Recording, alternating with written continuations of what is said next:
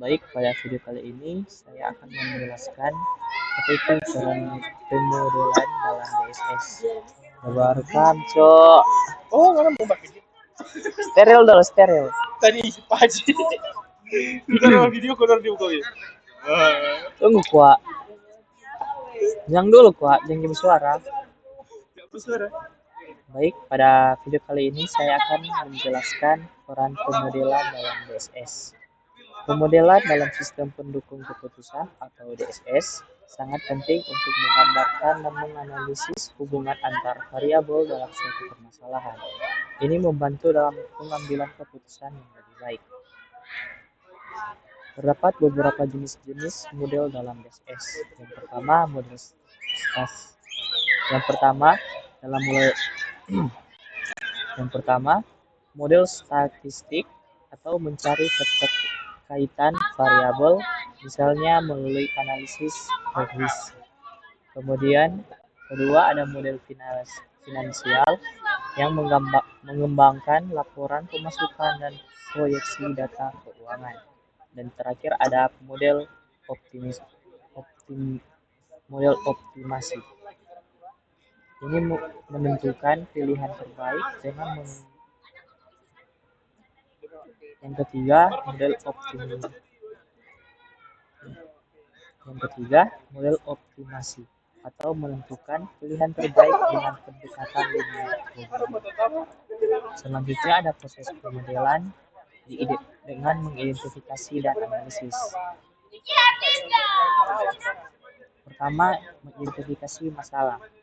Memantau atau memindai dan menginterpretasi informasi yang terkumpul. Kedua, analisis lingkungan, memahami budaya organisasi dan proses pengambilan keputusan. Dan ketiga, kerangka pemahaman. Ini untuk memastikan semua pihak memiliki pemahaman yang sama untuk penanganan masalah yang konsisten. Selanjutnya, variabel dan peramalan. Mengidentifikasi variabel. Terdapat tiga variabel, yaitu variabel keputusan, hasil, dan tak terkendali.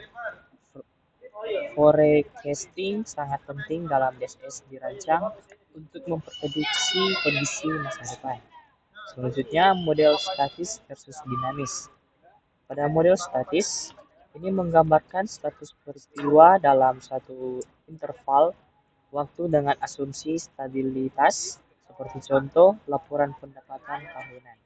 Kemudian, model dinamis, ini untuk mengevaluasi skenario yang berubah seiring waktu, seperti contoh proyeksi laba rugi 5 tahun. Selanjutnya, evaluasi alternatif dan presentasi grafis. Ini untuk pengambilan keputusan melibatkan evaluasi alternatif. Situasi keputusan diklasifikasikan berdasarkan tingkat kepastian, ketidakpastian, atau risiko. Seperti variabel keputusan untuk persegi penggambaran keputusan utama, kemudian variabel hasil atau oval menunjukkan akibat keputusan, kemudian variabel tak terkendali lingkaran untuk faktor luar. Model grafis panah menunjukkan arah pengaruh antar variabel. Contoh model laba dan pohon keputusan. Model laba sama dengan pendapatan kurang pengeluaran, sedangkan pendapatan sama dengan unit terjual kali harga unit, sedangkan pengeluaran sama dengan biaya unit tambah biaya tetap, sedangkan unit terjual dipengaruhi oleh iklan. Tabel keputusan. Ini untuk menyajikan berbagai alternatif hasil investasi pada kondisi ekonomi berbeda. Sedangkan pohon keputusan memberikan gambaran grafis hubungan antar pilihan memudahkan analisis alternatif. Kemudian ada linear programming atau LP untuk optimisasi. LP adalah metode optimisasi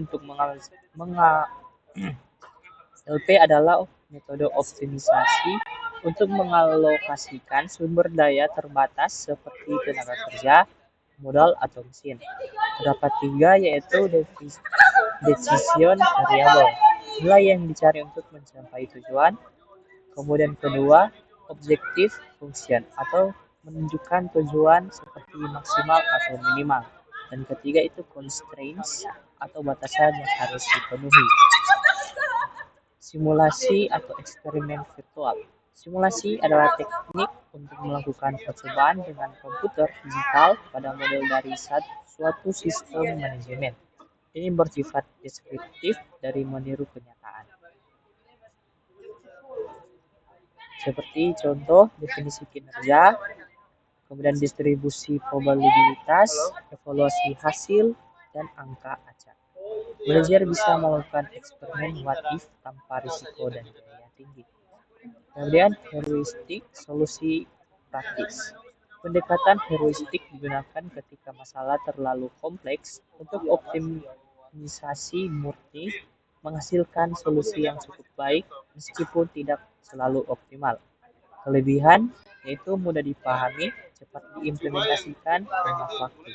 Kelemahan tidak menjamin optimal, membutuhkan biaya, dan tidak selalu dapat diterapkan.